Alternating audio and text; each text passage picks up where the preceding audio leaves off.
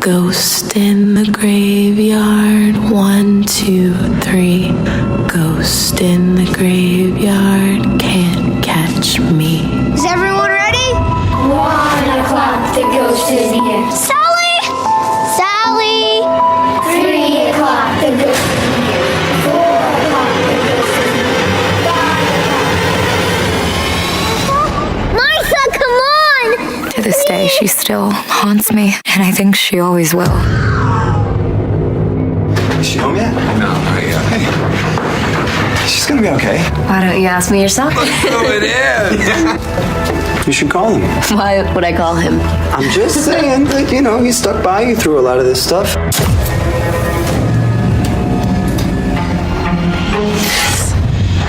Freak show's back. And she's all over Reed. I thought she was Mrs. Innocent. What's a girl to do? Hid themselves in the dens and in the rocks Of the mountains. and said to the mountains and rocks, Sally.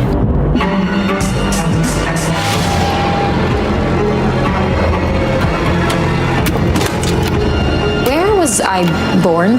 What makes you ask that? My dad asked me to do a little research for him, like family tree stuff, war records, police records. Sally?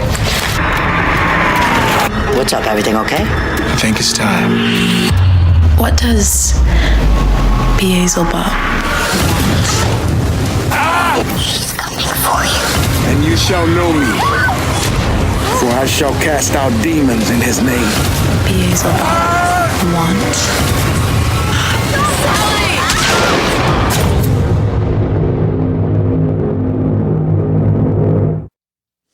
Hey everybody, I have got the writer-director of Ghost in the Graveyard, Charlie Comparetto, on Skype with me here.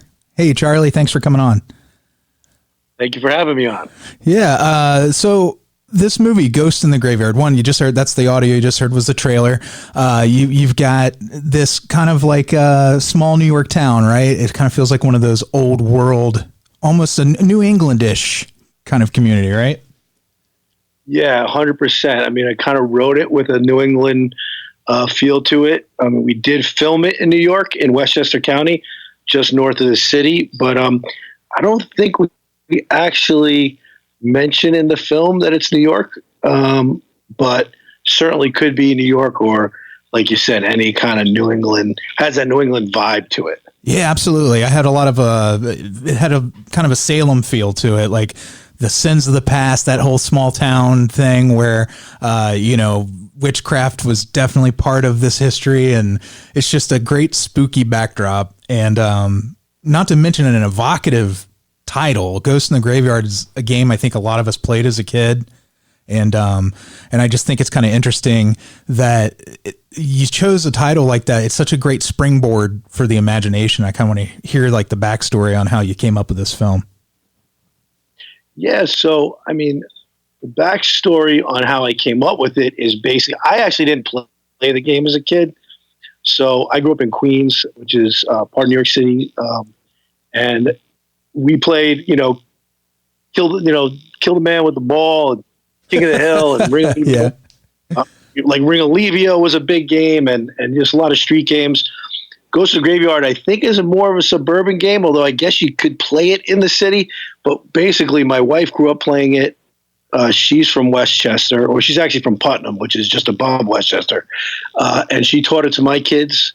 And at some point, maybe 10 years ago, I was in the backyard having a glass of wine. The kids were playing the game in the woods behind our house. So completely different setting than I was used to when I grew up with. And the chant, the chant is a little different depending on where you live in the country, but, the chant that they did, I just found it really kind of scary. And there's the person who's in is actually hiding, and they start this chant, 1 o'clock, the ghost is in here. And it just kind of built into this frenzy. And then they're running through the woods and people are screaming ghosts in the graveyard. And I actually said the words, someone should make this a movie.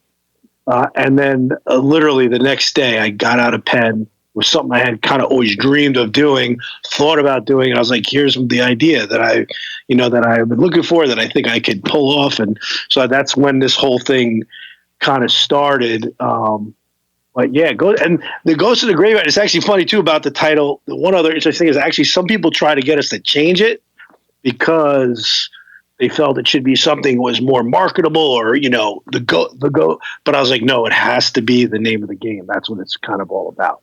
I love that too, and that's kind of that again. Not only is that like a springboard for the audience, and that I was intrigued just by the title to begin with, because I did grow up playing that game, and I did get you got that squealing excitement when you're like 5 or 6 years old and you're just learning that game, and just when you still believe that all this stuff is 100% real and dangerous.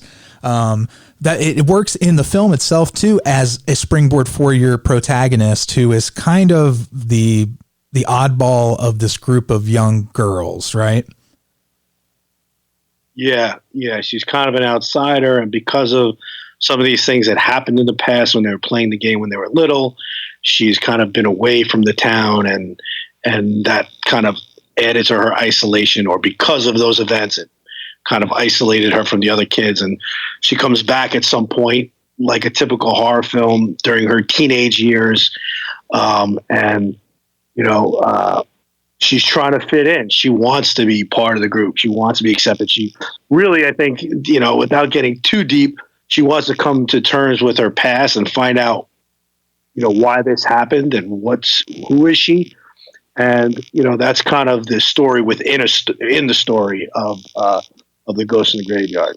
Yeah, it becomes a lot more complex when she comes home. It kind of has that feeling of like some of the teen dramas like Pretty Little Liars or Riverdale, that kind of thing where these are like pretty sophisticated teenage characters who are dealing with really complex lives.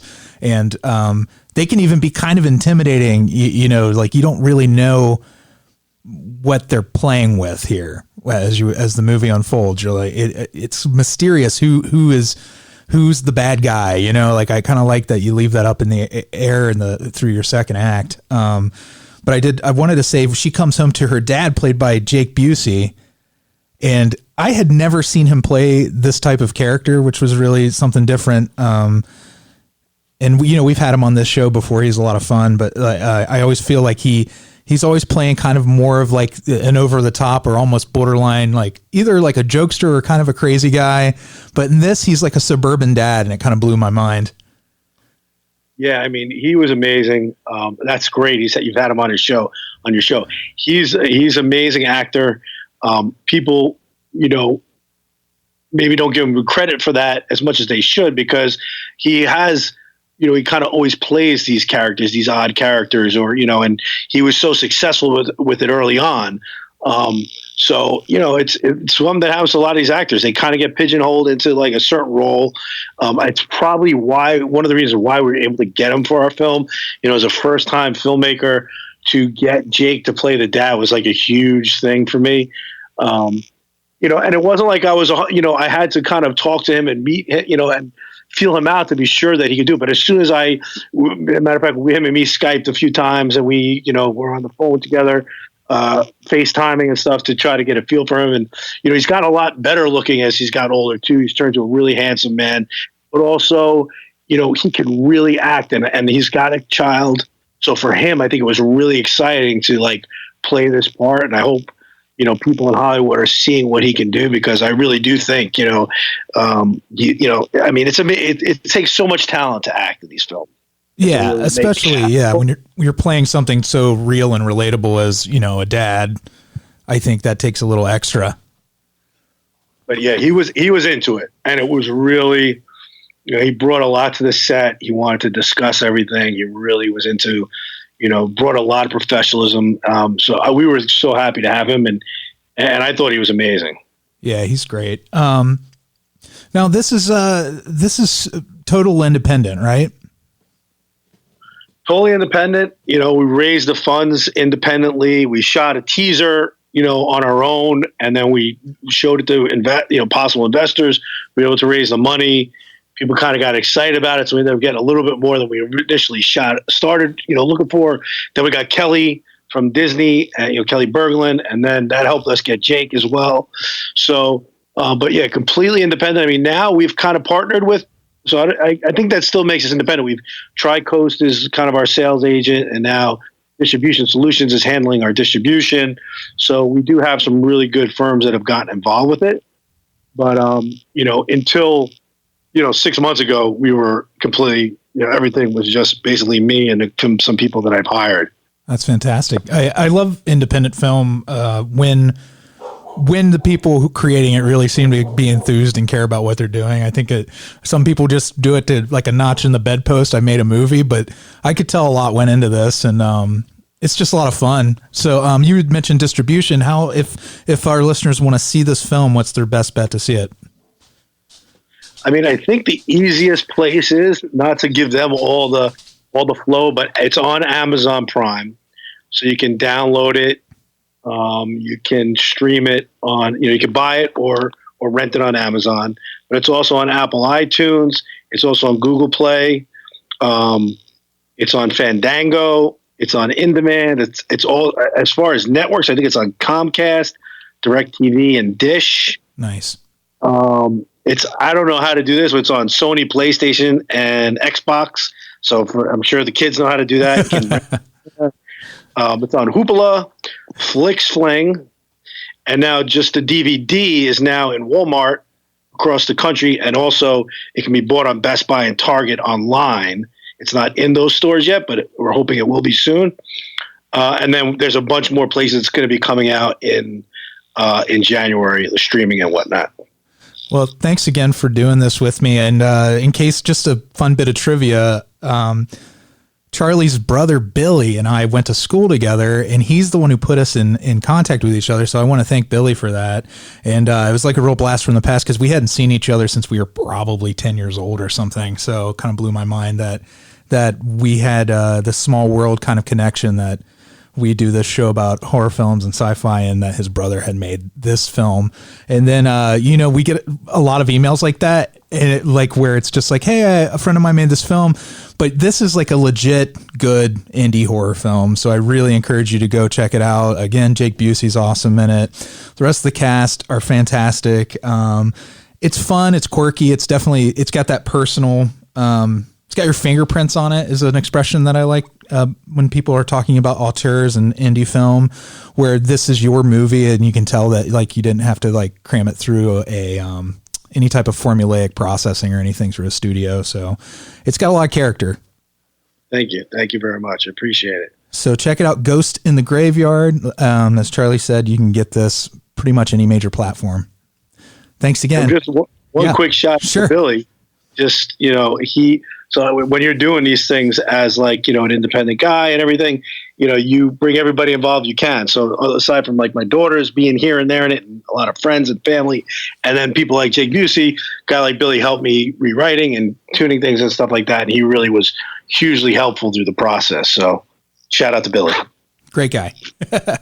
All right. Hey, thanks again. Hope to have you back when you make the next one. Yeah. Thank you very much for having us on, Freddie. I appreciate it. You bet. They're coming to get you, Barbara.